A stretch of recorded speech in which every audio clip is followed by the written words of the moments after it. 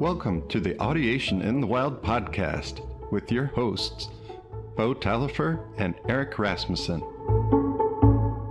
Episode 17, Pitch Letters as Possible Verbal Association. Okay, Eric, so I'm excited for this episode. This is something we've talked about a lot and something that I've thought about a lot and might be triggering to a few people in this community. But the idea about using pitch letters as verbal associates, and I can't really pinpoint when this whole larger discussion started taking form in my own mind. Somewhere along the lines, a few years ago, I was getting into Gordon's work, and I feel like I had a really good grasp of how to teach the tonal learning sequence to my students. But I couldn't find a lot of details for how to push my own learning, especially in terms of jazz harmony, into the next level using MLT principles. And after a while of looking through different MLT teachers' resources and trying to basically take myself further in the tonal learning sequence, I arrived at this conclusion that I wasn't that happy with. That, and it's not, actually looking back, it's not as bad as I thought it was. There is a point where pitch letters outperform movable do with a law bass minor, and that's where I want to talk about today. But as a big kind of concession, I am not saying, for anyone who's freaking out right now, I'm not saying you should start students here. Yeah, I'm not saying you should start students here. I'm just saying there is a bigger conversation to be had about when do we introduce pitch letters, but more specifically, not just introducing pitch letters as an appeal to dealing with the rest of the music community that wants to use pitch letters and kind of having to bend the knee, so to speak, to using pitch letters. I think there's an actual purpose where the fixed pitch letter system provides advantages that movable do with a law bass minor doesn't provide. And I want to go over what those are in this episode. At a certain point. At a certain level. And it's actually like, I think you're quite a good audiator by the time you get there. Yeah, for sure. And let's say that maybe it's been well over a year, a couple months or more, over a year since we started this conversation. And my first response, and I was smiling heavily through your introduction, is like I could hear all the points where I had been triggered by this discussion. But I hadn't considered the context from where you're trying to teach yourself. And so there's a couple things in there. One is like you're trying to develop your own method for yourself based inside the principles of music learning theory and having to lean on pitch letter names to push that envelope. And I'm looking from the bottom up of like trying, how would I incorporate these ideas into the early childhood or even up through elementary, possibly middle school. And there's a context. First of all, is that this conversation has evolved over that, this last year to the point where it's like, okay, maybe we shouldn't talk about it for a little while. And then, and then I started to see a little bit of your side, and I think the same happened with you. But it's been evolving, and I think it's part of a conversation that people should consider, despite the fact of how hard that Gordon, ranted up against it and railed on. I really wish we could have a conversation with him about it, because I do think at some level he would agree with a lot of the stuff we're going to talk about. And I think my critique of this is nuanced enough that it wouldn't, cause him to freak out. Yeah, but the thing he was what tree he was barking up is the tree of what normally happens in public education. Is like you sit down and learn every good boy does fine, whole note gets this, half note, all that stuff, the decoding that we talked about in the last couple episodes. That was being supplanted. And I am not recommending that at all. No, that music. This is the context that I want to set up for people. That people use that to avoid audiation. For sure. But as we've, heard from Gordon and other people, that you can do the same thing with solfege. You can avoid the learning sequence, the skill learning sequence, and you can inappropriately teach verbal associates before they're ready. And you can inappropriately even teach someone how to do symbolic association before they're ready. So Yep. what we're going to talk about here is and this is something that I kind of doubled down on, is that the I think a lot of the attacks on using pitch letters as verbal associates are actually attacks on not properly following the skill learning sequence, and specifically teaching decoding. But I mean, a good place to start is like, Eric, when I started talking to you about some of these concerns I had with, I mean, basically my concern is, should we only be teaching movable do with a law bass minor because it has benefits when you're first teaching someone to audiate? And so, my real world experience with this that I kept comparing this to is that, who are the best audiators in the wild as a musical culture? It's jazz musicians. And do jazz musicians not use solfege in general because they culturally don't use them? Sorry, because they culturally don't use movable do with a law bass minor or solfege. Most jazz musicians don't use it; they use pitch letters. And I started thinking, okay, there's two ways you can go down this discussion.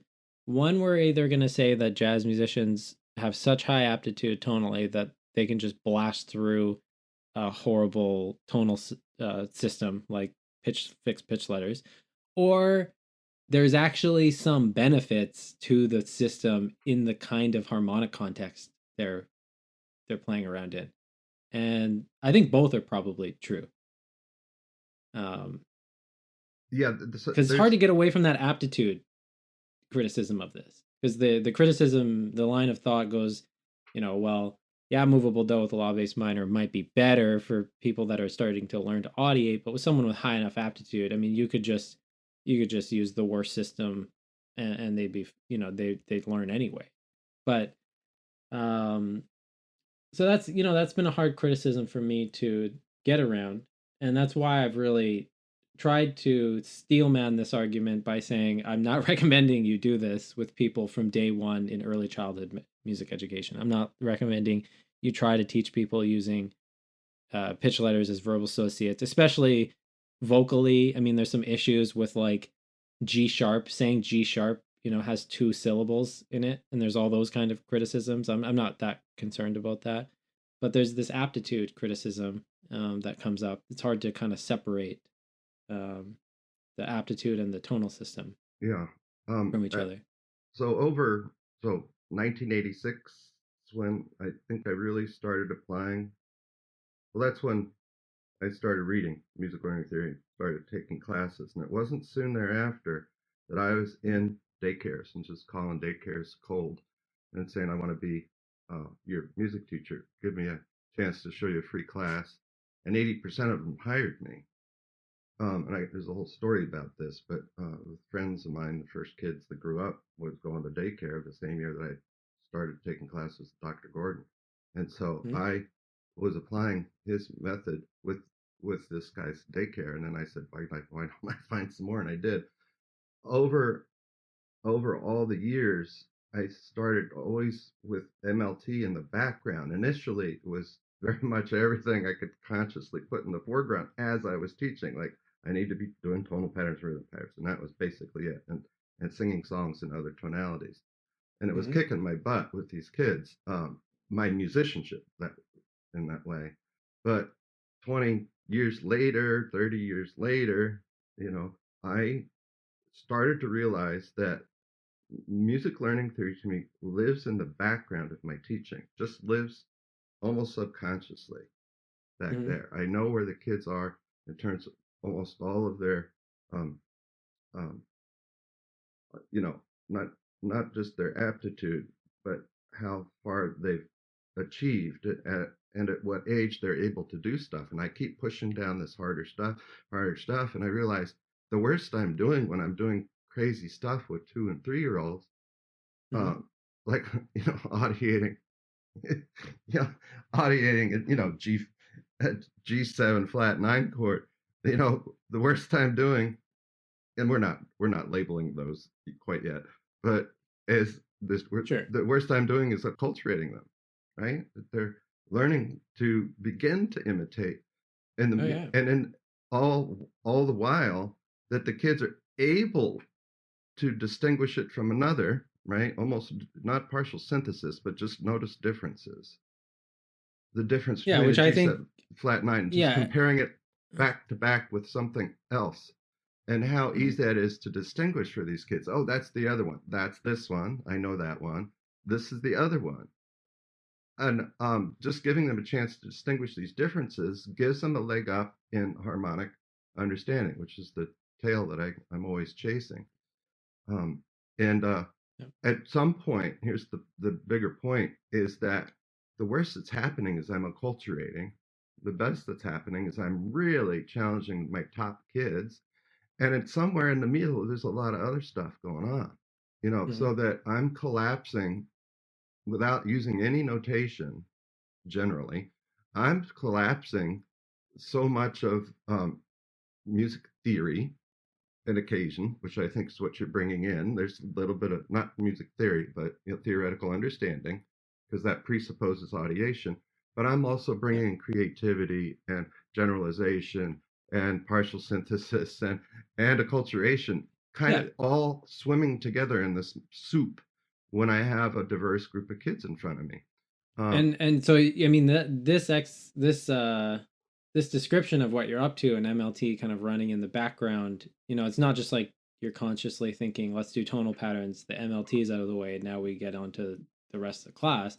I would say that that is why the jazz culture at large produces such high quality audiators, is because all of those things that you described as being the, MLT air quote like validated activities are operating in the background all the time. for sure, So I would small say small MLT, small right? MLT. Because So, they have no things clue like about what Gordon has really said or written like that. It's just he's distinguished that which what works in communities like that, but exactly. how to teach that in schools where we're teaching appropriately instead of the way that it's been so poorly done for decades, And I have a centuries. little, I have a little list of what's going on in these jazz communities. But the basics of it is oral is the foundation of everything. So if modern jazz education has changed a lot. A lot of modern university educators are really big on producing strong like sight readers and all that kind of stuff, which is fine. But I mean, in general, if you look at like the bebop musicians and the hard bop musicians, if you went and got a lesson from Hal Galper and you couldn't play something, the guy can tell when you can't audiate it. He's not gonna point more at the notation. He's gonna ask you to sing it back to him and imitate it. And that's something that runs through the jazz community. I've been around great jazz musicians who, I try to imitate them. I try to imitate a melody that they played, and if it's not up to their standard, they don't ask me to play it again. They ask me to sing it. They really kind of, the culture knows about oral, even though it's not codified in the way that it is in the MLT community. And I would say other parts of this are improv is part of the culture. It's assumed that you're going to learn to improvise and that you will, whether or not the methods for learning to do that are always the best, but the culture at large encourages improv and people place a value on it. And we know that's going to help someone's audiation over time if you're being pushed into that environment and hanging around people that can improvise. It helps a lot Yeah, if now you're. I want everybody to know I know Bo well enough that when he says oral, when he's not talking just tonal patterns. Now, who knows whether these jazz musicians, if they were taught Yeah, thank you. these Yeah. incredible tonal patterns, in addition to the way they're learning licks and tunes and harmonic structures and you know all the above. Um, Yeah, we're talking about learning music through listening to music. I mean, a yes. lot of which it's funny because it sounds mind-numbingly stupid when you say it like that, but often that's not what is done. I mean, how many great jazz musicians transcribed, and this is another vocabulary issue. When I mean transcribed, I don't mean Put that it on they paper. I don't mean that they knew the verbal associates that went with what they heard. They, oh, that was do mi so, and I'm going to transcribe this down and write it onto paper. I mean, no, they just listened to the music for 5 seconds, tried to sing it, and then maybe tried to find it on their instrument. And I mean, um, we have just scores of amazing jazz musicians that said they spent ludicrous amounts of time doing that. And to me, that's related to oral. It's not oral as exactly what's in um how you learn tonal patterns and go through a tonal or rhythm learning sequence, but it's oral in terms of Yep. you're still following the sequence. You're listening to whatever you're listening to, a tune, a solo, Yeah. whatever it is, and you're reproducing that with your voice or your instrument or both, I hopefully. mean, Gordon even talks about this at the start of music. I'm forgetting the name. Learning sequences. Sorry, geez. And he talks about is it Guidonian? The Guidonian solfege, movable do with a law bass minor. But he talks about how the guy was smart enough to use notation is used as a memory aid for things you can already audiate, right? Yes. And so I'm very happy to do that with students of mine, especially easy rhythm patterns. If there's just a song they just can't memorize the whole order that everything comes in, so what? We're going to use notation. But getting back to our discussion on the verb associates with pitch letters, I really do think a lot of the criticisms against using verb associates are about skill learning sequence aberrations, not the tonal learning or the tonal system that's being used. So maybe we'll get into now. What are the benefits to movable do with a law bass minor over a pitch letter system? And I would say that this has changed more recently. It's gotten more clear in my mind. The biggest benefit of this is that labeling resting tones is extremely easy with movable do with a law bass minor. So the tonalities can be identified by the resting tones, which makes it so fast to help someone to discriminate between tonalities. And It's functions can be labeled based on the roots of the chords. sure, yeah, yeah, for sure. And so there there really are issues that come up because if you're going to try to teach somebody um to do the same thing with a pitch letter system, a lot of issues show up because, for example, the key of C, if we're going to say the keyality of C, I can't teach you that C major has a resting tone of C because so could C minor. I mean, I can teach you that C major has a resting tone of C. We can call it C, but that doesn't really help you when we start wanting to play in B flat or we start wanting to play in G flat or whatever. So one thing that happens is, let's say if you learn a song and you use some verbal associates that are movable do with a law bass minor, every time you learn a tonic pattern, do mi so, it starts getting saved in your little mental storehouse of tonic patterns that start with do mi so. But if I learn a song in C major and then a song in B flat major and a song in G major, every time I learn tonic patterns in those different keys, if I don't have any theoretical understanding, which at this point students won't or probably shouldn't, and I don't have movable do with law bass minor, I can't store these patterns in my mind the same way, even though I know they sound the same. And so that's obviously one of the biggest flaws that people see in the pitch letter system, is that it just creates this inherent confusion. People don't know, it creates extra confusion with context. D sounds like D in this key, but doesn't sound like D in this key. Now, as a defense of this, the same thing can happen in movable do with a law bass minor. I think it's less likely to happen because the problem's been divided by 12. But basically, what we're talking about is some kids could say, well, why does law sound like this in minor and sound like this in major? You could have the same contextual error, but it's to a much less intense degree than when you're using pitch letters. But I have found ways around this, and I want to pause here just to give you a chance to respond because I want to go somewhere else after. But I mean, ideas about the importance and usefulness of movable do with a law bass minor. Oh, it's incredibly valuable, in the age group that I teach with, because they're not ready to transcribe or to, right, listen to jazz solos and and dictate. We don't have enough notational audiation for one thing, which is a difficult enough step. But up through that, uh, it's absolutely essential that they have, to me, that they have, you know, a firm grasp on a number of tonalities. And of course, jazz musicians, they don't really need to deal with much more than major, minor, uh, with all the alternate functions, double dominance and whatnot, or not Yeah, double which is dominance, an but interesting sidebar to this. A lot of jazz musicians don't really play in they don't really think in tonalities other than major and minor. I mean, they might say, like, if they're playing on a blues, they might say they won't call it mixolydian. They'll say I'm playing a seventh, a dominant scale.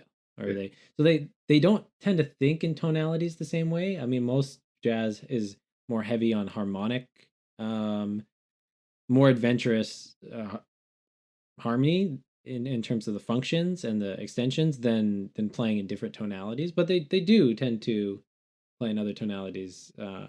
They They just kind of they don't don't call them that. talk about it the They same don't way. talk about Yeah, it. Yeah, they don't. Um, so prior to being able to improvise and create, right, and to be able to teach yourself at the generalization levels of learning, of skill learning sequence, you've got to have some kind of vocabulary. And when you say you start R oral, well, that's the formal learning sequence. And, obviously you got to start with acculturation if you're not learning from the culture of past jazz musicians, you're not going to learn jazz as well. Just can't do it, sure. right? And not to disparage any other people that audiate super well that don't come up through the jazz culture, but it just right. It's just the rule of abundance. It's like you're not going to Yeah. find another group of musicians. And when Gordon, was testing his music aptitude profile, he gave it to the Philadelphia Orchestra, and he found out they're just a little above average as a whole, Yeah. Yeah. which is interesting in some of the areas. And I don't have the research. I'm just Mm. going off of memory from things he talked about when I took his music aptitude class. Um, so there's absolutely no question in my mind for the kids that I'm teaching that that law-based minor is is the solfege way to go because Yeah, D movable. Yeah. movable, Yeah. yeah. I'm trying to shorthand it the way to say it because it's and Ray based Dorian and Yeah. Yeah. and La based Lydian, on and on. And But so but every kid I play a D major and I say there we remember go. This is what I D and want. when I play a D minor and remember this note D when I play, are these two tones the same? 4-year olds are very clear about it. It's like no, they're not the same. They're Well, exactly at the that same point, you're key. basically asking if they have perfect pitch or relative pitch. I mean, that's uh, perfect pitch. I don't think is an important part of this discussion. It's not No, really. no, I don't want to go Uh, down that route because people that have perfect pitch would rather not have it, so they don't think it's an advantage. yeah, but this is really interesting. So the context is king, and we're talking tonality right now. But a tone does not sound the same when it's played in a different context. So a D in the keyality of D minor and a tonality of D minor sounds different than a D in the keyality and tonality of D major. They sound different. They have a different um watercolor in the mind, I guess you could say it like that. And so it's useful to actually just, I mean, give these things different names because you've brought this up before, Eric. It's hard once you have gone through the sequence and your theoretical understanding is actually pinned to audiation and not to just random theoretical information. It's hard to function as if you don't have that once you have that. But yeah, I mean, this simple fact that tones sound different in different tonalities seems very simple, but it causes a lot of issues because, for example, if you were going to proceed with pitch letters, and this is really fascinating in terms of resting tones, it's so useful to give different resting to use movable do with the law based minor, Ray based Dorian, all of that, because the tonality can be shot called by the resting tone, and that's really important for students to have that insight that the resting tone is the gravity center of the tonality. But I've talked about this in other episodes on the podcast where I do parallel minor and major songs. Hmm. Twinkle in Major, Twinkle in Minor, all those simple songs, Mary Had a Little Lamb Major, Mary Had. So C major and C minor. When you start to ask students, like I'll do this thing, I'll play Mary Had a Little Lamb in C major, Mary Had a Little Lamb in C minor. I'll teach the student how to do it by rote. I won't teach them the pitch letter names at this point, so we're just playing parallel major and parallel minor. Nothing has been labeled at all.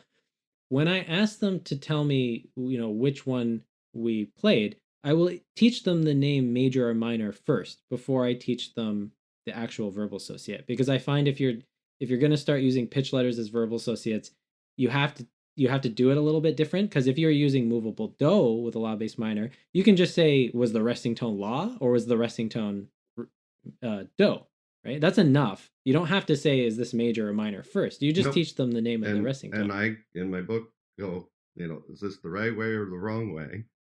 Or, Oh, so I can do that first. I can play yeah. Mary Had a Little Lamb and say if this is the right way or the wrong way. Then once they answer that, I say, okay, the right one is major, the wrong one is minor, and then I make sure they can use those. And I have a couple stages in between. Like, do you want to hear it this way? Do you want to hear it this way? And are you picking this way because it's the right way? Or are you picking it that way because it's the? And I'm playing, the 151 real quick, or just tonic. Which way do you want it? And I ask this question often, and the kids want it the right way. And I say, well, now I can play it with the right resting tone, and I can also play it with ba ba ba ba, or I can play it with ba ba ba. Now, which way do you want it? You've got more choices, so that I can alter it.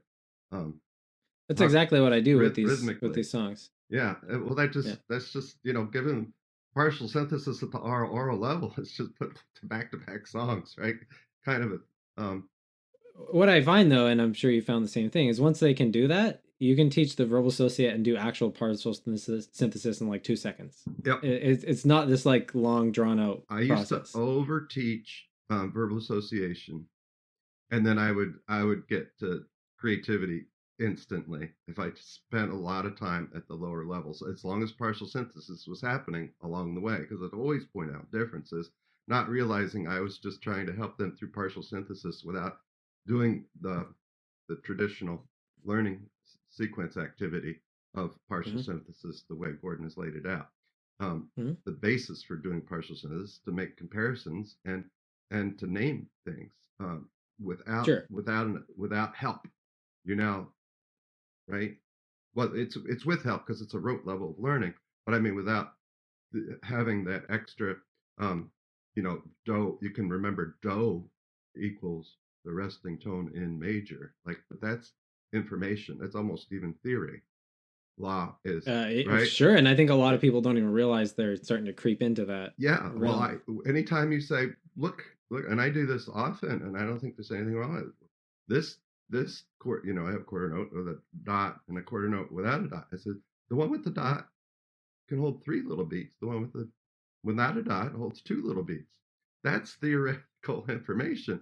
But that's an appropriate amount of theory to learn based off of what they can audio at the time. If they're moving in meter, if their bodies can move in meter, I'm ready to teach them that.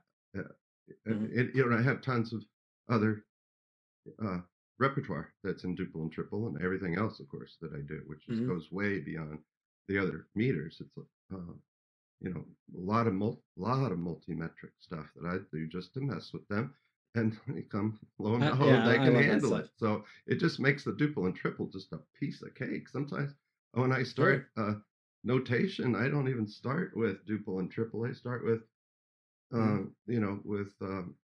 BBNs. Big beats are not the same size, which is the best way to describe 5/8 and 7/8 in the traditional ways that those are, in terms of 3 big beats or 2 big beats, and one of the beats is bigger than the other 2, or one is bigger than the other one. But they're ready for that level of theoretical information. It's just a small bit that they already feel in their bodies that you're labeling. So whether that is, whether that kind of labeling really qualifies as theoretical understanding or verbal association, I think you. So I want to come back. I want to come back. Yeah. So I'm just saying that can be. You can argue about that. That maybe they're one and the same. Yeah. Yeah, and I think it's more about when it happens. Or they But I cross mean, boundaries. They cross boundaries. and so to give an example of this on the tonal side is, so I do this parallel minor, parallel major, Mary Had a Little Lamb. I I have them make sure they can play it by rote and identify when I'm playing the major or minor one, and I teach them the label major or minor first. This is just me just experimenting. What if you do try to teach pitch letters? How do you do this on a piano or a guitar? I'm not talking about. Hmm. I think this is different when you're dealing with vocal students. But how do you use MLT to teach this stuff? Uh, so what I found though, again, because you can't use the resting tone uh, label as any kind of indicator if you're in C major or C minor, because they have the same label. So what you end up having to do is when you first start this, you have to choose a song that has. You have to be careful about how you do it. But if I play "Mary Had a Little Lamb" in major, it has an E. If I play "Mary Had a Little Lamb" in C minor, it has an E flat. So what I do is, I before I even teach them the name C and E flat and all that stuff and E, I say, was that the major one? Is that the minor one? And then they answer that. And then I say, once they have that, I say, which one has the black key, the minor one or the major one? Once they tell me that and they can play it back to me, then I just teach them the name E flat and E. And then I start asking the question. I'll play Mary Had a Little Lamb in major and minor. And I'll say, which one did I play? Did it have an E or did it have an E flat? They bang answer the question right. Now, this makes perfect sense because if they can't give me the answer based off of the resting tone, because the resting tone's not enough information with pitch letters to tell me the difference between the tonality, the only information left, it would have to be another tone in the tonality, a difference between the two. And that's why I start with Mary Had a Little Lamb usually, because it's a song that only has a one tone difference. So there's a lot of extra things you have to do when you're doing this to be careful. And then after a while, once they have that, It's like then at the earliest levels, you're already transitioning into a little bit of theoretical understanding. you have to, because, but Well, it's you funny don't have to for you, given with the kind of kid that you're teaching. Sure, sure. Yeah, Yeah. but what's interesting though about this is that it is definitely possible to do through following the skill learning sequence. So it's not there's a lot of things you have to be careful about while you do this because you can cause context issues, like we discussed before. But yeah, it's totally possible. Now the issue that comes up though, and this is why I still think it's a correct move to use movable do with a law based minor for beginners and not actually try to proceed how I'm saying. What you would end up having to do, and I think this is the flaw in most beginner guitar books and piano books, is that to make sure that their tonal vocabularies are getting big enough, you have to stick with one system. So if one week I'm changing from C minor and then to D minor and then to E minor, it causes confusion because if they don't know how to actually change the tonal pattern from a C major from a C minor tonal pattern to an E minor tonal pattern, I mean, the only way you're going to learn how to do that is through some kind of theoretical understanding, right? So if you Well, I mean, the way I'm you can get around that. yeah. The other thing is you go the very difficult route, but the long-term benefit can be exceptional. Is So just figure it out. Just I'll play minor. You don't look at my hands. You play this in minor. which is honestly what ends up happening, which is, yeah. So after you do this with students long enough, what I find is they can kind of just start to visually see on the piano or on the guitar fretboard that in minor, the 1 to flat 3 or 1 to 3 in major, they sizably look different, but they validate that through listening. They can play the two on the instrument and say that sounds like the minor one, that sounds like the major one. So what I was going to say though, before we brought this up, is that you can do this, but the downside to doing this instead of using movable do with a loud bass minor is you have to stay in one keyality for a long time or it confuses them. So if every song you play is always in the same keyality, if you stick with C minor and C major, or you could stick with you could stick with a different, you don't have to choose that. I mean, you might even want to do D just because they can probably sing it better if they're younger. Then their tonal pattern vocabulary starts to get built based off of this. And this is actually what happened to me. So when I was younger, I played everything that I played in C major. Even today, if you tell me we're playing a song in E flat major, I can't help but know how to play it in C major. There's no way around it. If I know how to play it in another key, the C and G and F come along for the ride. I can't even solfege. Like if you start just saying tonal patterns, I can picture how to do them in Yeah, that key. yeah. Now you're But leaning often, on this visual context of having a keyboard or a fretboard in front of you, coordinating your ears with what you're seeing, which is different than voice. yeah, and so I And you're not totally think this would avoiding be. voice; you're just including this other, available option, which is the thing sitting in your lap. Yeah, yeah, definitely. So I think this is one downfall to the way that traditional music lessons unfold, where basically what happens is students, like say in the first book of a piano method, they start playing songs in C major and then they move on to book two, but there's no actual real moving through the skill learning sequence before they start playing in a bunch of other keyalities. So like they get thrown all these pitch letters, don't really get a chance to go through oral, and even use the pitch letters as verbal associates for tonal patterns. And then they're taught symbolic association way too soon. And then all of a sudden, like they miss all that. And then they start playing in other keyalities. And so nothing's ever getting a chance to be synthesized, you know? Yeah, but Um, there is a thing it hasn't been mentioned is that if you stay in the keyality of C, whether it's major, minor, all the others, um, you're mm. becoming entrenched to think that C is, so it is, I think it's still very important to also, get away from, to have multiple keyalities, even if it's on the most Oh, I simple thing. agree. I agree, and I mean, Yep. the way that I've worked around this is the songs you start teaching them at the beginning, the simple songs that you do all these kind of like pseudo partial synthesis things that I'm talking about with I just consider it to be like the way you have to do partial synthesis if you're using pitch letters, because I haven't found a better way and it works. It's worked with every student I've ever tried it with. I've never had a student, some take longer, which is not surprising, but I've never had a student not be able to do it.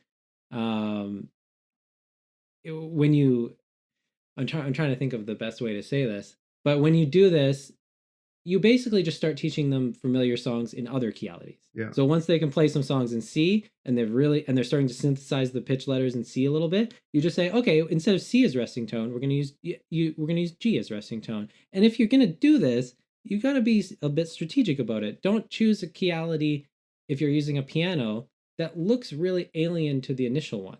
You know, Yeah. if you're playing Mary Had a Little Lamb in C, do the next Mary Had a Little Lamb in F or in G, because they look visually very similar. And then once you feel like the student's ready, you kind of throw them, an odd looking scale. Yeah, yeah. I don't find too much of what you said objectionable. I would tweak some things and maybe not, Sure.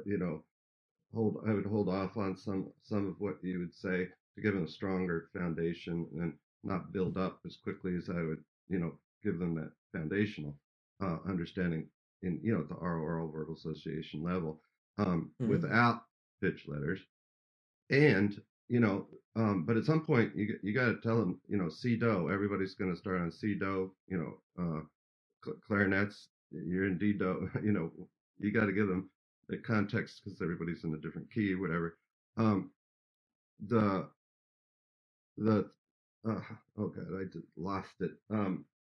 That they that I might not go as quickly. Oh, I know what I want. So what the overriding thing for me to ask you, Bo, you're developing the Talifer method. This is right. I've got my Rasmussen method.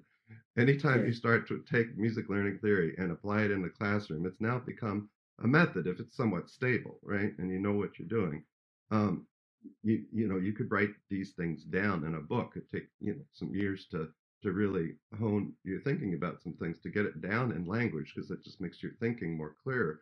Sure. But what is the problem you're trying to solve? What's the overall problem you're trying to solve by introducing Ah. these pitch letters? And that's at the core. So this is why we wanted. This is really why I got onto this and why we want to have this discussion. Is that movable delta law based minor starts breaking down once you start getting into jazz harmony that uses extended secondary dominant progression. So like 2-5 of 2, 2-5 of 3, 2-5 of 5.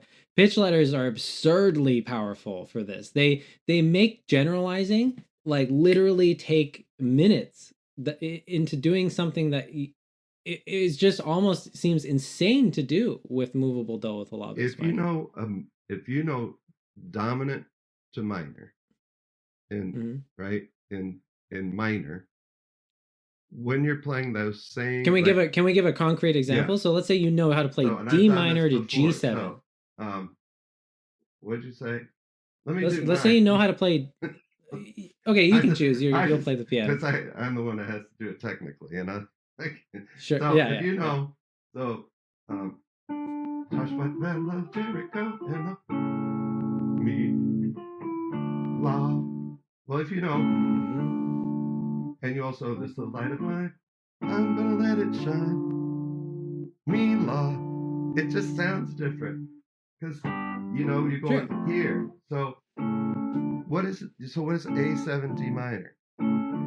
We don't know what A7 D minor is until we know the resting tone, right? So really, what my point is here is that A7 to D minor, if you know the verbal associates for that, and you can play it on your instrument, that can be used in so many different contexts that it just becomes more convenient to just think of the pitch letter name and label the context being different. Or anytime you have a dominant to a tonic in minor, that you already understand it in, maybe it's the dominant of butter, peanuts, and Cracker Jack. So now it's a different, but it's still A7 D minor. So what's wrong with calling A7 D minor? I'm not sure, because because I don't teach the kids to the next. I don't bother with it because I just want their ears to get it. This is where my like observational argument starts to come into play. Based on my observation, and I've heard that Coltrane learned both fixed do and movable do. So we'll give movable do some big credit here that Coltrane used it. I know zero jazz musicians that use solfege to navigate harmonically complex tunes with extended secondary dominant. And I started doing it. Yes. I'm talking zero. And Eric, and I took this on as a challenge. Like, how would I employ what you're talking about and put that in the context of what I'm doing? And we talked about this the other week too. So the bridge is falling down, falling down, falling down. The bridge is falling down. Lady. So here's Ray falling down, right? And do mi so ti. But what's this? Yeah. Well, I don't know what key are you in. And what Rafa. This doesn't have a verbal associate, guys. It's a flat, there's no verbal associate that makes sense for that. There's no flat do. Unless we make one up. There isn't a verbal associate that makes sense for that. But I mean, to be fair, not T, even though it is T, but at some point the verbal associates break down. You can't do tonal patterns with this. Or sorry, you don't have, if this is do mi so ti, this is ra fa le. No, that's still T. You could call it T, but it's theoretically incorrect. Yes, it's theoretically incorrect, and you can't. But you could call it T. You can't call it a sharp Lee. Yeah, I mean that's. It's ridiculous. So what is it? I don't know. So at some point, I'm just pointing out that that verbal association law-based minor falls apart, and that C flat 7. Although there is a way you could do this with movable do. You would say, and this is kind of how is a dominant 7 on Ra. Yeah, you could just say that. Yeah, I mean I prefer the C flat or D flat. Sorry, D flat. Well, D flat 7 with the C flat in it. Yes. Yeah. So in terms of the practical application of this, I mean, actually, another thing we should push back on and just acknowledge more is that, like, you can synthesize pitch letters as verbal associates. So if anyone's wondering if that can or can't be done, it can be done. Because we didn't actually talk too much about that. I kind of appealed to the jazz community, but like Eric, you know when I'm talking about Yep. this, Yeah. I'm not talking No, theoretically. no, Like I can label no, the you are things you're talking playing. theoretically, but it's presupposing audiation. This is the thing. Audiation, audiation, audiation, audiation. And you Yeah. totally agree. But at some point when you're starting to teach these silly um, chord progressions, it doesn't make sense to keep trying to hang on to verbal associate or to law-based minor verbal associate. You need to have note names, and you can use note names without bypassing audiation. You totally can, and I actually think so. Anyone thinks that if anyone was to think that this is an abomination against what Gordon taught and all that, I would push back and say that that's not true. From since I've started thinking about when we need to transition to note names, and maybe not when, it's under what circumstance. So jazz music might be a circumstance where pitch letters actually do outperform movable do with a Yeah. law bass minor, but we could compose other kinds of music where that wouldn't be Absolutely. true. But if anything, I've become more convinced of the skill learning sequence from thinking about this, because I've never really heard an argument that actually attacks the pitch letter side of this at this level. It's Gordon always an didn't either. argument against. Gordon said Yeah. that this is a legitimate. It's not the stepchild of learning sequence. Mhm. Theoretical understanding presupposes ideation, and you can use it when it's appropriate, when the ideation is there, to use. And there's oftentimes in a lesson where I'm stretching kids up levels all the time, but I have have been kind of ingrained in me, and that's why it took me a while to come around on this. That this is the last thing you want to do. This earlier you bring this in, the more difficult it is to teach children to audiate. But that's only if you're using it outside of the sequence and they can't audiate it already. Well, yeah, because for So, example, and if then there's someone some can kind of audiate, balance in there that you're going to find as you're teaching your yeah, students, because you're developing this method and getting it stronger um, based on how you're thinking. A couple of years from now, this is going to be different for you based on oh, yeah, how much. So you created this problem. Like, why can I get jazz musicians to do these, inside of the traditional Gordon method? Well, there is no Gordon method. It's just Gordon music learning theory, and you're not even applying MLT capital stuff, the capital letter MLT to this. It's in the background, but you're really dealing with, the small case MLT, the more global the thing Mozart and everybody else, whatever. And these jazz musicians are using without knowing it theoretically or knowing it about, what I mean theoretically, like this is a music learning theory, and we talk about it theoretically. sure, That's what we're sure, doing in this podcast. Otherwise, I should be sitting here playing tunes and forcing everybody to go out and learn these tunes. That would yeah, be take that theory out of it. But mhm. at some point, theory is a valid and appropriate and not the ugly stepsister of learning sequence activities, and it can be I incorporated agree. earlier than I thought, and only Well, because of like your here's a experience of really teaching. simple here's a really simple practical example of this. If you have a student that can audiate in major do and mi, and then you show them how to play that on the piano in a bunch of different keyalities, um, I do not think at that point that it's inappropriate to actually teach them how far do is from mi. They can find it with their audiation and they can validate it themselves. Like that really is do, that really is mi. But telling them how far do from mi is on a staff or on their instrument is a piece of theoretical knowledge. But at that point, it makes sense to teach it to them because they can audiate what they're playing, which is kind of what everything is always going to keep coming back to. So Um, yeah, so it's just interesting note here mhm, on the 15th. So whatever episode we released on the Wednesday before the 15th, um, mhm. Friday, I got a text from Andy Mullen. He said, "Interesting episode. I think we need to discuss the importance of theoretical understanding as a viable skill level." And I totally Well, agree. And I think we do too. and my response is, "Isn't it though?" and so there's definitely plots being being formed in our community about this, and Mhm. it does open up a whole plethora of technical and like what what is a good sequence, and it's like, okay, go from easier to more difficult changes in tunes that are already out there, or do we need to compose a whole bunch of stuff so that we can um, Yeah, that's possible.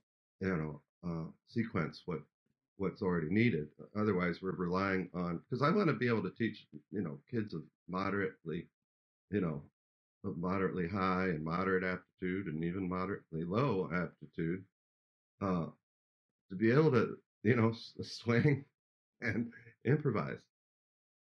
Sure. And part of that may be that those who may have a lower aptitude than others might be really good with the letters. They might have that puzzle brain that I talk about being, as a Sure. component of Yeah. why kids succeed despite being taught outside of the music learning theory principles. It works particularly. I will concede that this works particularly well on the piano and the guitar. The guitar especially, because when the problem with pitch letters is that if I show someone how to do a tonal pattern in the key of C with pitch letters and then change it to the key of D, if you're just using pitch letters as verbal associates, they can't see any logical connection. Like, well, why the hell is there a E flat in this key but there's no flat in the other key? Like, they just, unless you're going to theoretically teach them that, it doesn't make any sense. But on a guitar fretboard, it's literally just, well, if we plus 3 frets to everything, we go to the new key. There's a lot of these things just evaporate, a lot of these problems. And it might be part of the reason why I personally don't find much of an issue with using pitch letters, because my instrument might be giving me this extra kind of intuitive framework for it. And I think piano players have this as well. They have a visual component that's different than the staff, right? Yeah. Uh, it's different than the staff. So, but I guess, yeah. I mean, the real reason I want to have this discussion is because I do think it's correct to switch to pitch letters as verbal associates at a certain point in time, and part of this conversation is just so people in the MLT community really don't start saying silly things when they're in conversations with really great musicians. Like, we can have someone who knows how to use MLT in the classroom, but then be hanging out with like one of the best jazz musicians in the world and say that, like, well, you have to use solfege. And it's like, is it really true? And the answer is no, because we have enough observational data to show that not everyone has to use solfege. And by no way am I saying we should stop movable though with labius minor, but we get people saying in the community things like teaching note names is bad for audiation. I don't think that's true. I don't think that's Well, true. I if think that, if the audiation is there, listen, that's not going to go away because you learn note names. yeah, and now there's an opportunity cost. If you only teach someone for Yes. half an hour once a week, Yes. and you're going to spend 10 minutes of that time teaching them how to read pitches on a staff when they can't even like sing a tonal pattern, Then you're like, yeah, no, okay, no. then that's a Then giant waste well, of that's time. what Gordon was railing against all these times, because Yeah, that's so much of every way the people do, because they're taught how their teachers taught, how their teachers taught, how their go back 100 years, and it's the same dang thing. It's why exactly. So, I Dalcroze mean, I'm railed still, against it when in the I'm, 19, back in oh, 1900. yeah, which fair enough. And I really do consider myself part of this tradition that says, sound before sight, very much so. Yeah. Um, and I'm avoiding, teaching notation until I really feel like the verbal associates for this are online. And it's been somewhat of an experiment doing this with Well, people. yeah. But I mean, what are we? We're in April now, right? So I had a student that started with me. I have a few new students that started with me in September because I teach 101 instrumental. I don't have a ton of new students every year. The the younger students that have started with this, they're doing fine with it, and it's to the point where they can generalize. Like, we'll play a song in C major. I don't even say anything. They just start playing it in C minor. and they just do it on their own. And then I can say, how did you know to turn it into C minor? Well, there was an E in the song, so I turned it into E flat. And but they knew just to intuitively do that on their own after. So they're generalizing, and it's very interesting. Um, yeah, it's been a lot of fun playing around with. Um, another thing that we didn't talk about that I want to touch on is that with maybe teachers or more advanced students is that you can take something like play E7 and see how many different contexts you can hear it in. Oh, it's You know, great. what is what It's does E7 sound like, I love that one. right? Like what Hi. does E7 sound like in the key of F? Like where does it go, right? Yeah, Like it's dominant of the two. No, dominant of the three. Sorry. yeah. Um, And I wonder if this is what happens with people with perfect pitch. I mean, we weren't. I don't want to talk about like getting perfect pitch and all that, but I mean, kind of what I do is I just proceed as if I had it. If I have to know I'm in a certain keyality, and then it it's not the same as perfect pitch. Obviously, I can't just you can't just start playing random tones and I'm gonna immediately start calling them off in the air. But I do think people with perfect pitch are they're doing fine in terms of their tonal pattern. Um, vocabulary and all that. yeah, yeah, yeah. But there definitely needs to be some kind of Berlin Wall moment a little bit. Okay, yeah, like You gotta like describe start this more. one block at a time, start tearing the thing down, and let East and West uh, come together somewhere with the purpose of joining the world in peace and audiation. Like Hmm. audiation is bottom line what we're after. And then inside of that, as you continually experiment with what works in your world and under your circumstances and with kids that you want to see grow up and be able to really improvise with some uh, you know fluid fluidity. um, one of the things you're coming up against is the value of pitch letter names. Well, instrumentally too, like when you start labeling things like individual chords on a specific instrument, not having access to pitch letter names is crazy.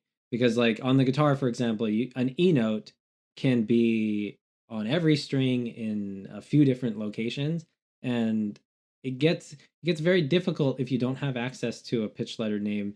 Um, even when you're labeling chords, it causes issues on that level.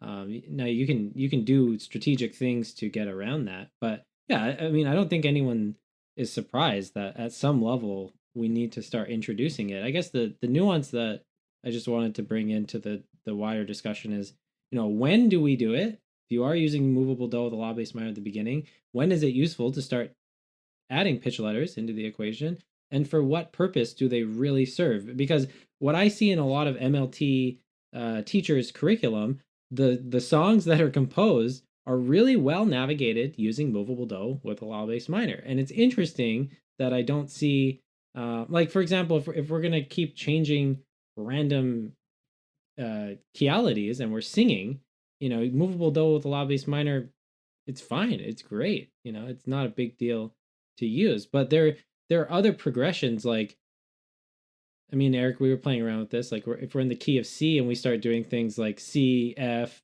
B flat, but we're in major, and then D flat, like the solfege starts to become really cumbersome Yep. at that At point. some point.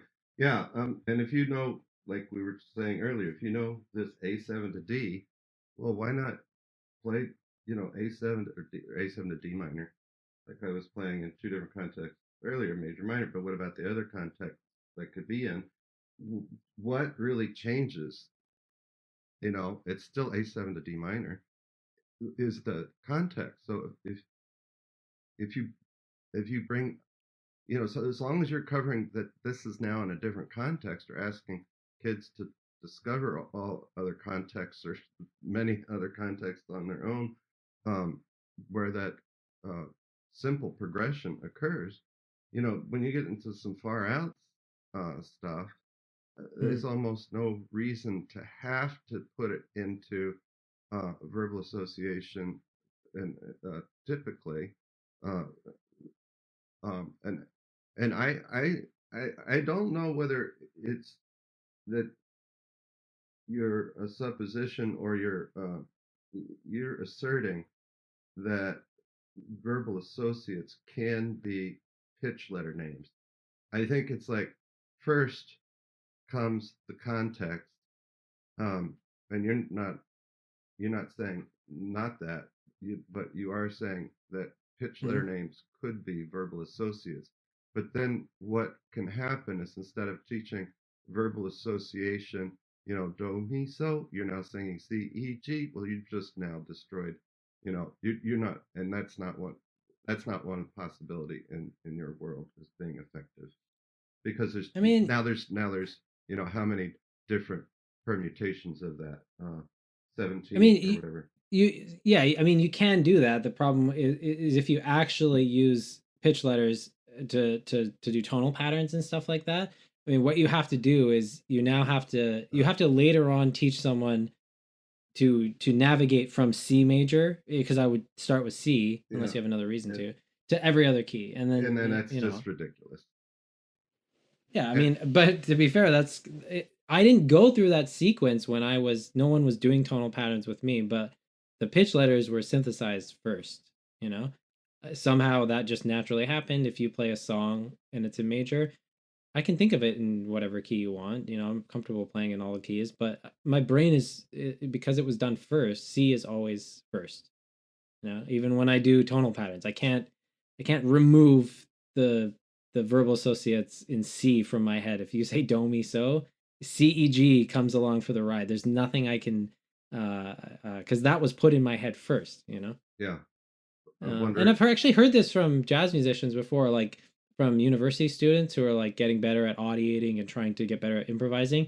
They just try to mainly think in one key, which is the reason for using movable do with a la bass minor, because all your tonal patterns and all your vocabulary, it is comparable to each other. So it's like, well, this song had mi so do, but this song had do mi so. Like they're kind of the same. It's just kind of, you start making those insights and connections when you stay in one tonal system or one keyality in the terms of pitch letters. But like I was saying before, if like you learn one song in F and it's got a certain tonal pattern, and then you learn another song in C, you can't make those comparisons, and it blunts your ability to kind of progress at that stage. And that's why if you do use pitch letters, you really have to keep someone in one keyality long enough for this thing to get synthesized. But that could be years, Uh, yeah, right? but yeah, I want to get kids into other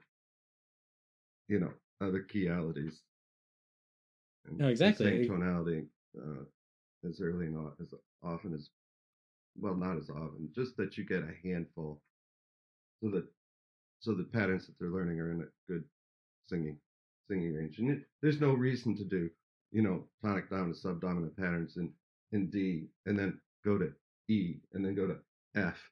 It's you're Sure. growing to understand context by using you know law based minor, uh, verbal association. Yeah, I mean, this is actually another problem that happens with instruments, because if your instrumental method says you have to start in the key of C major, but your student can sing really well in the key of D major, like E flat, like they're gonna be affected by that.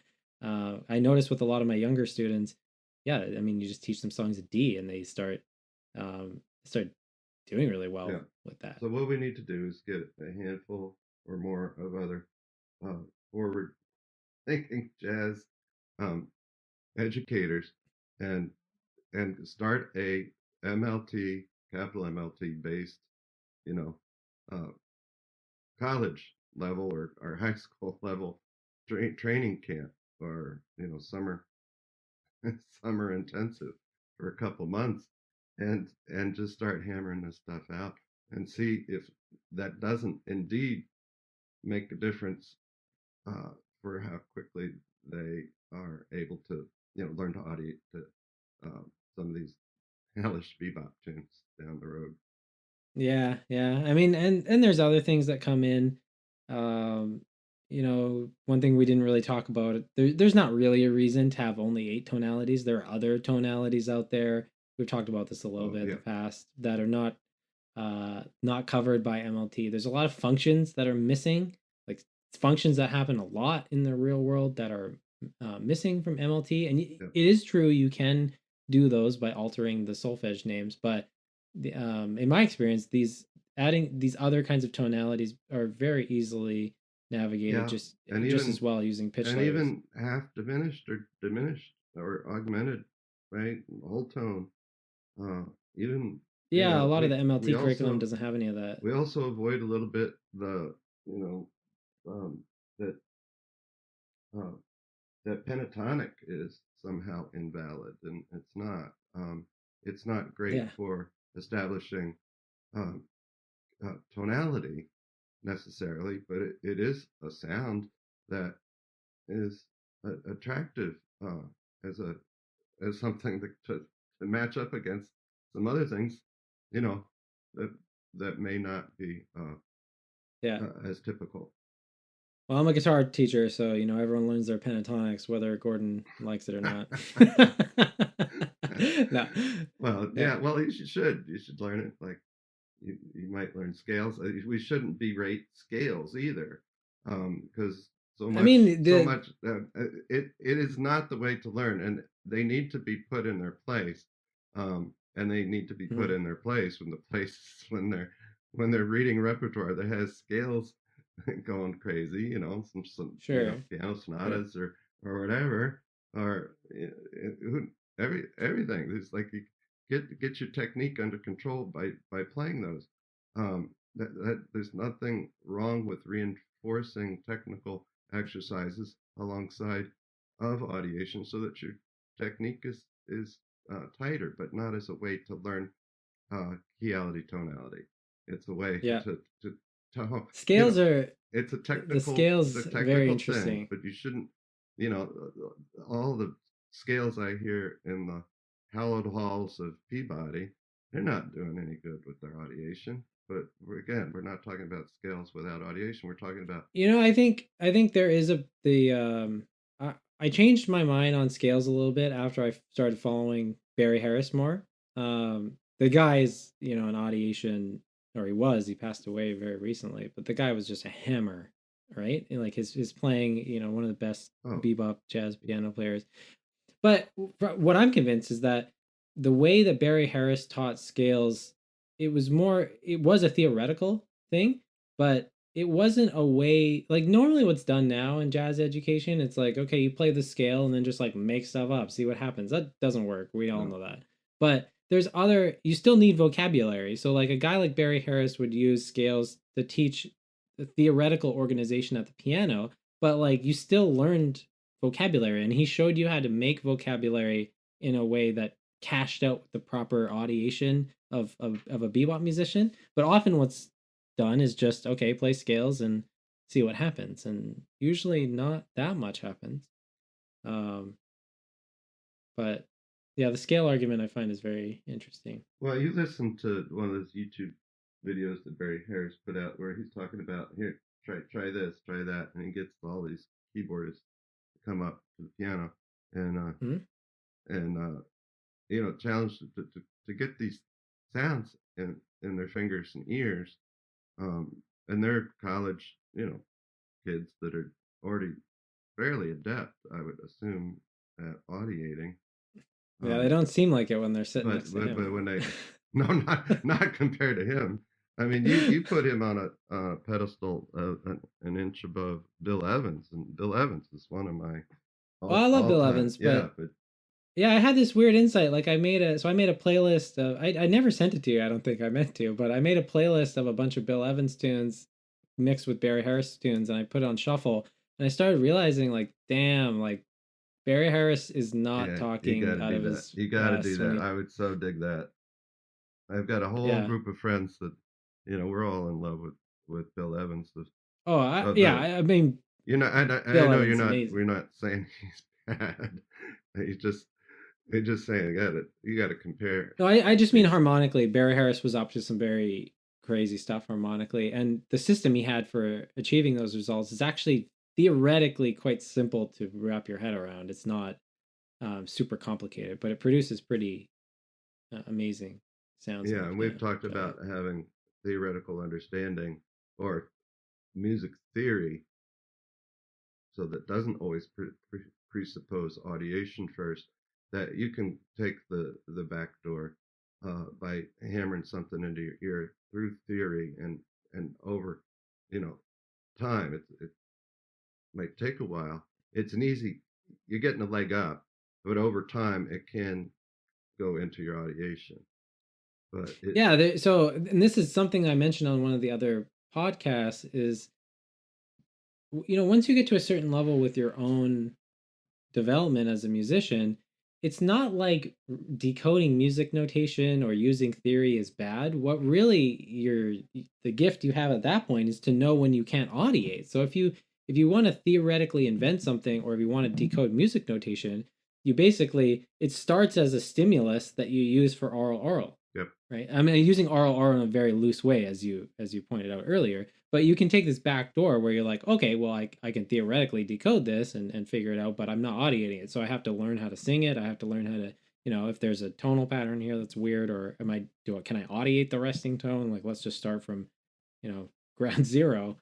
Um, yeah, that's totally. And I've talked about this before. I think this is what like guys like Stravinsky were doing. He even said in his little lecture series that he gave, I believe he gave at Harvard, he's just straight up theoretically inventing things. I just put a constraint on this, I put a constraint on that, try to create yep, something. yep, But I think he could take that back door and start audiating what yep, he was mentally kind of creating.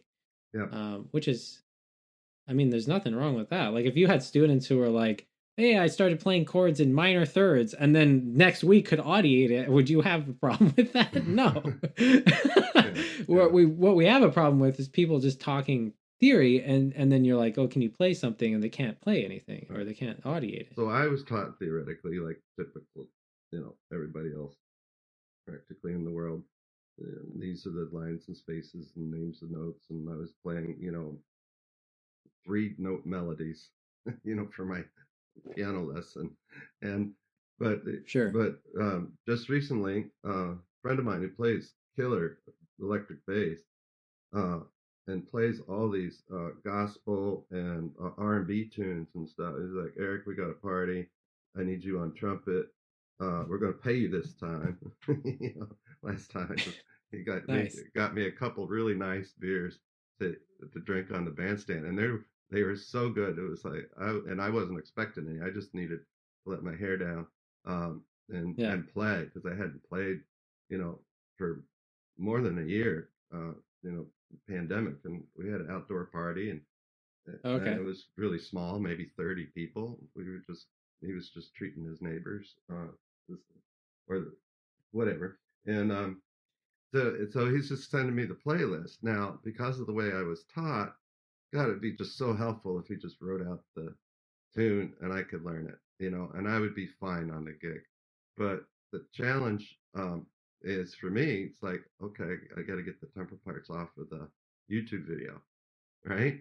And Sure. and Yeah. that's like, hey, I can kind of tell him, no problem, I can do that. And I'm telling you, 5, 10 years ago would have been much harder than it is now since I started really expanding my harmonic learning sequence as far as I have. And these are Sure. again second, third graders that know, changes to take me out to the ball game and some other stuff that's a Hmm. little bit more advanced than what I could do when I graduated from Yeah. college or even after my master's degree. So I've been hampered by being taught theoretically so much that this is a little bit of a struggle for me, and only because I've learned to audiate is it become something I can count on myself to do. Um, Yeah, and I mean that's part of this discussion too. When I go to bat for using pitch letters, before I started playing music, like in terms of taking lessons with a guitar teacher and all that, I was already like able to just listen to a song on the radio and figure instantly how to play the melody on my yeah, saxophone. Like it was no issue. Like I yeah, didn't even know what notes I was playing. That was not a problem. And then when I got the sheet music in grade 7, I think the best thing in the world that happened to me was that my mom bought me this like Disney Yeah, yeah, solos you'd for mentioned this altophone. in an earlier But the podcast. great thing is I knew all the songs. So Yeah, like I didn't care what the no, rhythms it's were called perfect. or even if the rhythms were right. I was just trying to like get a cue for what finger to Familiar push down. patterns in familiar order, but instead now it's familiar melodies. Like I really knew those melodies, right? And it was just to the point where like if you show me the first few notes of the melody, I could start figuring it out, but you know, why the sheet music was kind of helping Yeah, yeah, me at that yeah. point, but it was a very kind of loose But using but sheet music. but pitch letter names came into it. I think the pitch letter came like to wrap it up. I think where the pitch letter names really started sticking in my mind is when I first started playing music. I was playing guitar, piano, and saxophone at the same time. Like all of a sudden, I was started play all three instruments at the same time. So what I would do is like my brother taught me to play a melody on the piano, and it would be something in C major. Then I would go figure out how to play it on the guitar in C major. Then I go figure out how to play it on the sax in C major. And I think what this does, if you can play something on multiple instruments, it makes the actual verbal associate, like the pitch letter name, stand outside of any single instrument. Because if you're only able to play it on the piano, you're now relying on this like piano visual, and the pitch letter name might not actually even matter Yeah, to you, yeah. right? No, not So to me when I'm creating. yeah, I'm not yeah, paying attention at all to anything. My fingers kind of know where they want to go and how to resolve whatever I played. Sometimes what I played is a little bit of an accident, but I like it. But I know how to maneuver around it to make it feel right. And it's just yeah, something for me to enjoy. For me, just painting on your own. You're not confined by anything. It just whatever colors yeah. and brushes Well, you want to this use. happens. This happens kinesthetically on different instruments, but the guitar, for example, if you play certain scale shapes a lot and certain melodies and patterns, your fingers develop this like link Yeah, with your audiation that's yeah. not dependent on any verbal associate. Like you kind of just know where you should be Well, the going verbal if you're association is something that really it takes your oral that you already have and links it stronger, in your brain, in your holding tank. And the more you know the names of, so I don't know if you know this research. If you don't know the names of things, you can't remember what's in the room. But once you've given them a label, you can look around the sure. room and you can remember a lot more than you could if you didn't have a verbal association to it. So you've now made an attachment to something you can't possibly, if I say look around the room and then I say, all right, now red, now look around the room. And all of a sudden, oh, there's those things Yeah, yeah, really stick out yeah. where you didn't even notice red when I said look around the room. You But just, what's funny about the similarity between how we use verbal associates and labels with audiation is very similar to like how we just use them with everyday objects. You don't just walk into a room and start saying like laptop, desk, Eric on the screen. it You know happens what it is. automatically. Yeah. So just as uh, Gordon advocated going through the skill learning sequence like tonally. You know, you do the verbal associates with the tonal patterns, but you don't actually sing all the syllables of a song when you sing it. It's a fruitless exercise to just do mi so la la la so like there's no point in going through a whole song like that. And No, I'm not advocating you do that with pitch letters either. Don't sing a whole song with pitch no, letters. no, That's it's not gonna no, both of those are terrible exercises because we don't read that way. We see the patterns. Our brain is just as a learning monster, no matter where you are, what you're doing, it can't take in the amount of information that's coming in through your senses. It can't. So it has to make it so that you can, to make a story out of anything that's happened in your life, anything we've ever said on this podcast is really some condensed version of something that really happened when we're talking about an experience we've had or whatever, we're not remembering that as it was. We're remembering how we remember it. we're oh like, and yeah, oh and yeah. that memory is a really short little cue to get us hooked into, uh, the the motion of the story going from, hey, I have a point to make. Um, so Yeah. it's the brain is just a pattern making machine so that it can condense stuff and hold it. So you understand, your life, understand yourself, understand, and then music or any other experience. No. It's just how the brain works. Deal with it. All right. Yep. I think we Okay, crunched well, this. yeah, it was a lot of fun. It's a Eric will be accepting hate mail at Teach Music to Kids. at Gmail. Yeah. I welcome the hate mail. Bring it on. We can talk about it. You know, it'd be really interesting to see if there's anyone out there that's very triggered by the idea of using pitch letters as verb associates and then just having them analyze their own musical ability. Well, Because often I presuppose the audiation. That's the thing. We said at the beginning, we disclaimered throughout the whole thing. Let's end with a disclaimer. It's like presupposing you've got the audiation down and you're not been taught wrong already, so that you have to use, notation and decoding to get to the point where you can play something. If you're learning yeah, if you're yeah, learning a yeah. Brahms, concerto, you know, geez, why, you know, why put, why shouldn't you put yourself through the pain of learning it off of Rostroprovich or whatever? I mean, I knew this guy. I've known a couple really good musicians that have come out of Capilano University here in Vancouver, and some of them went to school in the States once they finished their degrees there and started using movable do, but they were introduced to it in higher education. They were not using solfege with their other jazz musicians. And I've talked to them, and I've never heard from musicians that could already play and improvise really well with pitch letters, where introducing movable do made their playing better somehow. And that wasn't the same experience with me. But maybe it's just because of all these contextual issues. Like maybe movable do is just the easiest way to teach someone the difference in musical context, in tonality, and all that other Early stuff. on Because for there's so sure, many. but then once you get too complicated, as we've demonstrated, like practically, you know, flat 2/7 doesn't have the right solfege. There's no Yeah. solfege for it. Yeah, and I think there's some issues with generalizing, and people have brought this up with Gordon. I remember there's a video on, I think, Gimmel's site right now about someone asking Gordon, like, well, when do kids learn the different, or when do kids learn that do mi so and la do mi are kind of representing the same thing in major and minor? And he's asking a theoretical question, and Gordon's kind of just is like, they don't need to know right now. It Yeah, doesn't matter to me. exactly. It's Right. absolutely. They don't need. They just feel it, right?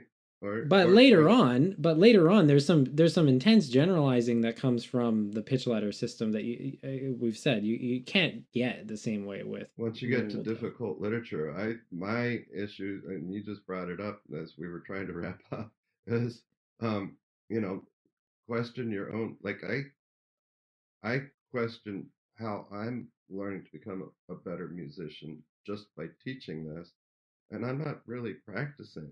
I'm just Mhm. teaching, uh, but it's solidifying my audiation. But man, I can't imagine how much better I may have been had I had, music learning theory, uh, either capital or small, all the way through my And training. I'd probably say the same thing for me, right? Because I was like 12 when I started naturally kind of like learning melodies by ear, and then the pitch letter thing was fine for me. But like maybe if I was 4 in your class and you were teaching me movable do from that age, like I would have been doing that stuff even earlier, Yeah, like I don't know. yeah. I remember in fifth grade or sixth grade, my dad had his colleagues over for dinner, and we got to roll out. My brother play a little bit on the piano, and I had been playing piano too, but trumpet was my thing. And it's like, what have you been playing? And I said, this. I learned something off of this Doc Severinsen album, and Mhm. and I didn't know what it was, but then later I found out it was. Right, No, no, no. Yeah. and I remember it's like the name of it still. Like what's the name of it? It's like that I can't remember. I'm sorry. I can't do it. But I played it. I played it back then, and I can't. I don't have. Yeah. What is it? What's the name of that tune? But it's like I had to do that, and like I was embarrassed and trying, but I could do it in audiation, or not an Oh yeah. imitation, likely, and and it's a great tune. It's you know,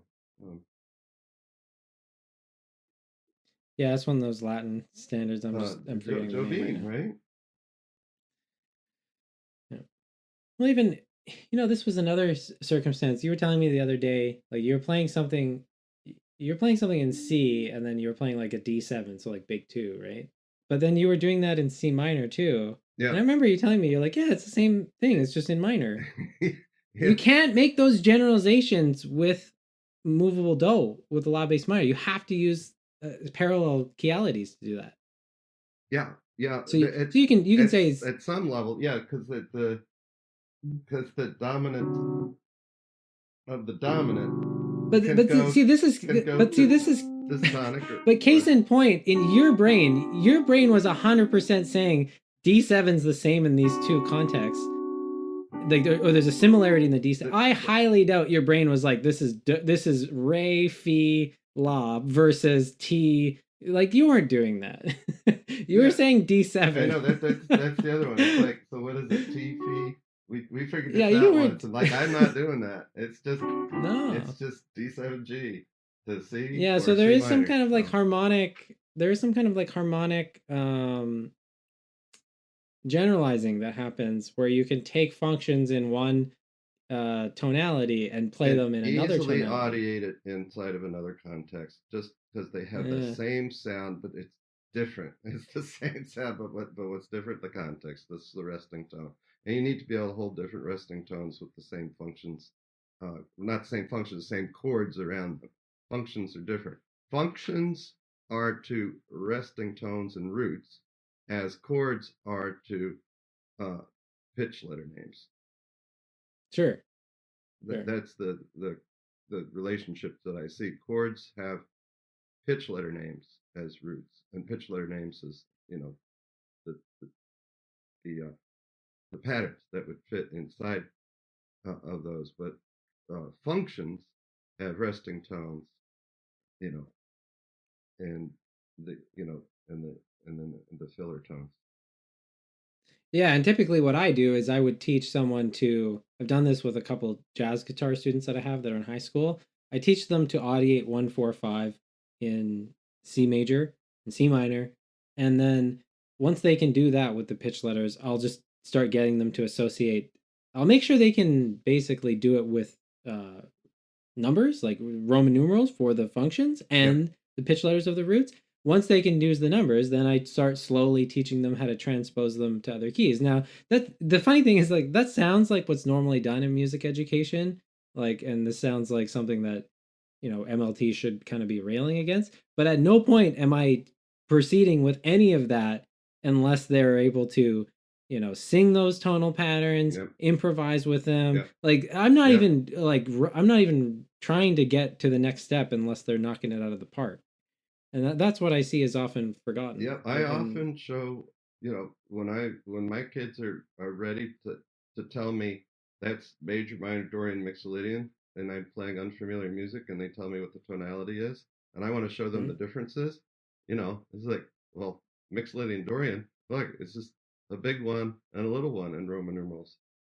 And Oh yeah, I have yeah. to go through a little bit of like, hey, this is a 1, 2, 3, 4, 5. That's what Roman numerals look like, and they only go up to 7 because all we have is A, B, C, D, E, F, G. All we have is do, re, mi, fa, sol, la, ti. Yeah. And then sharp and flat maybe later. And some of these little things that teases their brain if and sets them up. And the other thing I do is I just make things really difficult and then come dial way back and make it easier. And I think there's some value in combining all these different things that are swirling, and I'm just going after a higher and higher banana. I think Mhm. I think once you get into music learning theory, you're creating your own method. You're solving your own problems with the students that you have, and you're using music learning theory in the background, and developing your own method if you're consistent about it. But in the at the beginning, you really do need to get your wheels. You know.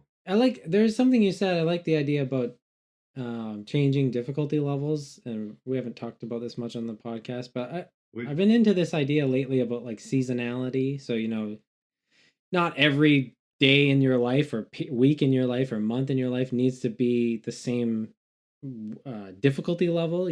Sometimes you'll go through periods of things actually being easier to do and harder to do. You might have summers off, or winters might have more work, but I think it makes sense in terms of students. Sometimes I'll try to push my students a little more in a lesson, and then sometimes I'll back off a bit, and we'll kind of review stuff, and I think that's a nice kind of flow for students to have. It's not just every day they're being grilled to 110. Oh yeah, no.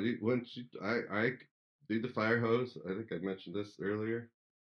Mm-hmm. Do the fire hose and then get them a sip of water the next time around, so that, but that fire hose sets them up to like I got a lot to learn here, and then when you give them a little bit, it's like, oh, this is easy. They take that step much easier. I love to, and that's kind of what happens I think we talked about this before, but the research on the testing effect or pre-testing. So like if you're taking a class, it's super interesting though, right? Like, if you do the final exam on day one, you'll learn the whole course better, because your brain kind of has this visceral insight that you don't understand what you're doing.